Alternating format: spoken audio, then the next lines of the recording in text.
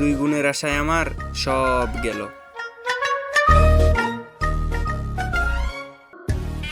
ইসরে দুই গুণ গেল না, এবার যাবে মনে হয়। তোর শালার আজকেও হেরে গেলাম। কিরে বন্ধু, কি করো এখানে? কিছু না বন্ধু, আসি আর কি। জানি আমি, তুই নিশ্চয়ই আজকে বিমান রয়েছিস। আরে বন্ধু তেমন কিছু না। আচ্ছা কি করিস বর্তমান? এই তো ঘুরে বেড়াই। আচ্ছা বন্ধু তোরে একটা কথা বলি। কি বলবি বল, কিন্তু টাকা চাইস না।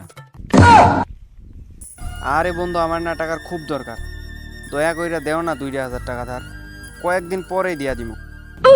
জানি আমি তুই কেমন টাকা দিবি। আগের বারের কথা আমার ভালো করেই মনে আছে।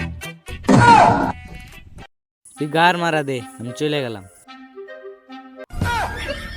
শালা আর কেউ আমারে বুঝতেই চায় না। আরে তুই জুয়াখোর পারবেস না? আরে ভাই আমি তো পারবেশ না, আমি তো রাকিব। তোরে তো আমি ভালোভাবে চিনি, তুই তো রাকিব না, পারবেস। শালা আর বারবার শুধু ধরা খেয়ে যায়। তুই যে আমার কাছ থেকে 9,000 টাকা নিলি তোর বাপের অসুস্থতার কথা কইয়া, তুই টাকা দিবি না শালা খেপাচোদা। 9,000 টাকা নিছিলাম। একেবারে গণাইয়া কসকসা 9,000 টাকা নিছিলা। আচ্ছা কালকে সকালেই 5,000 টাকা দিয়া দিমু। কি রে তুই আমারে বলদ পাইছস? তোর কাছ থেকে পাই আমি 9,000 টাকা, তুই দিবি 5,000 টাকা, বাকি টাকা কে দিবি? কালকে আমি এখান থেকে 5,000 টাকা উইথড্র দিব, আবার রাতের বেলায় চলে যাব, কালকে সকাল বেলায় আবার আইব। তাইলে আজকের 5,000 আর কালকের 5,000 কত হইলো? 10,000। তুই আমার কাছ থেকে পাস কত? কেন 9,000?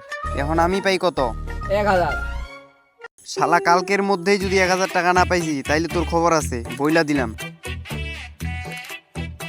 শালায় কি বুঝ দিয়া গেল আমায়, তার কাছ থেকে পাই আমি 9,000 টাকা, সে আবার উল্টা পায় আমার কাছ থেকে 1,000 টাকা।